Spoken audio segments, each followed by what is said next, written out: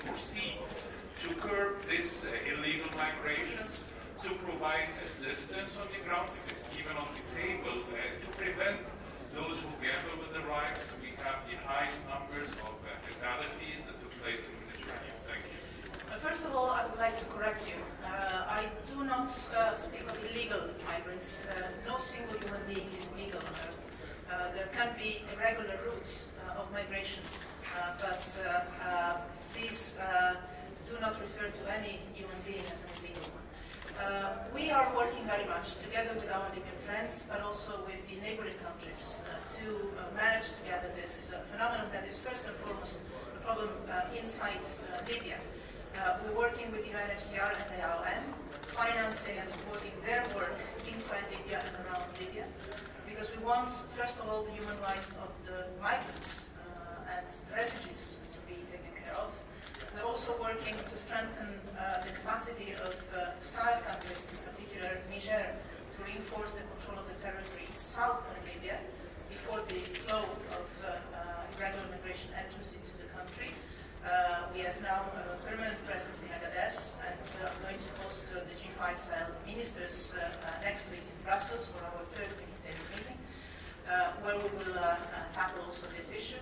And we are working, as you know, at sea to, first of all, dismantle traffickers' networks, criminal organizations. We have already neutralized more than 100 vessels, given to justice several, I think almost 70 suspect smugglers, and most of all saved tens of thousands of lives. My message to the UN Security Council today has been Europe is doing its part. We need the rest of the international community to join and to share responsibility in a spirit of solidarity. And we are looking forward to the summit on migration and refugees that is going to be held here at the margins of the UN General Assembly in September. This is the Catholic spirit we want to see. It's a global challenge, it's a complex challenge. We need the world to come together, and we're committed to make it sustainable. Okay, thank you. Hi, Representative. It's Pamela Falk from CBS News. Thank you for the briefing.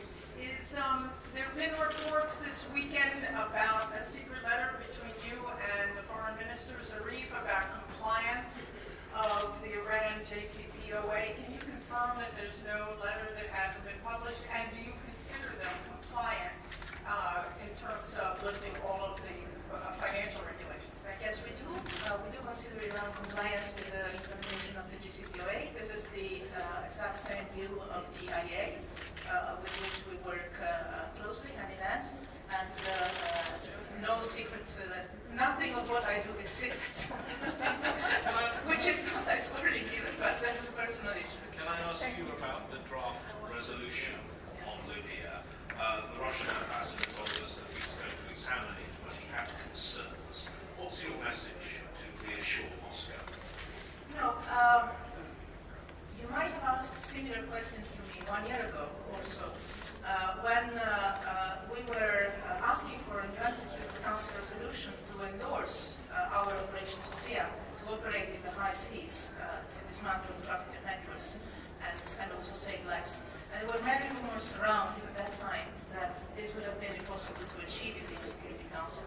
And yet, in September, we had an almost unanimous support with only one abstention, and that was not the abstention of Russia, by the way.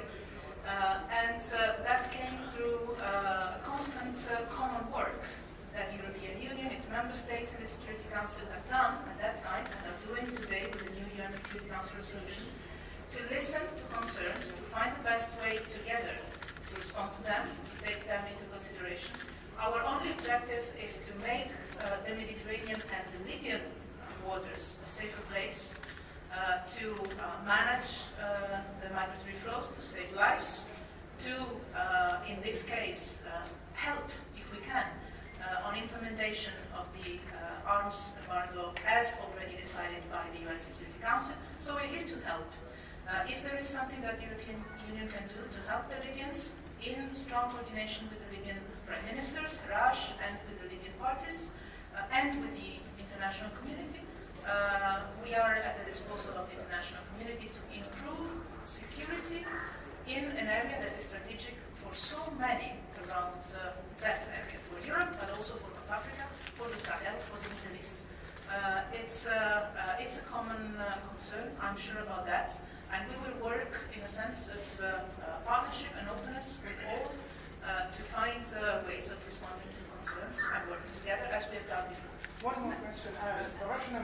just suggested that the European Union to put pressure on Turkey in order to allow the Kurds to participate for any future talks in Geneva. Will the EU take on this suggestion? Will you pressure on Turkey to do so? We are working with the Syrian opposition groups and with different parties in Syria to encourage the largest possible participation of different expressions of the diversity in Syria in the political talks that we hope will be restarted soon. Today, the main issue is to create the conditions on the ground that would allow Staffan de Mistura to reconvene the parties for serious, meaningful talks in Geneva on the transition in Damascus. This is what we are putting pressure on about, and this is what we will try to do, supporting the UN-led process, using our leverage, our influence, our encouragement, I would like to say, with all different parties. I met myself a delegation from the SOC, which is a relevant part of the Syrian opposition, a very relevant part, that itself included a Kurdish representative. And I know that this is an issue that the Syrians are discussing themselves among them. I'm sorry, but I am afraid that my time is over. I'm really sorry. One more question on Palestine. On the Israeli-Palestine. I said so much in the room. After the Paris meetings, would you support a draft resolution coming to the Security Council to put a timetable to end occupation? We'll see, we're working on it. You have seen that I started my remarks exactly on the Middle East peace process. I've insisted a lot on that. You know very well that the European Union is, stays, and will stay an active, strong advocate for a solution to the conflict, also because we see it in the interest of all the Israelis and all the Palestinians, but also all the Arabs, all the Europeans, given the security situation on the ground around Israel and Palestine. It is not a reason to divert our attention, it's a reason to accelerate. I know conditions are not there, but this is not a reason not to insist. So the European Union will continue to work for the parties to find a way to not put beyond reach the two-state solution, and on the contrary, trying to achieve it. I'm sorry. When are we going to see the quartet?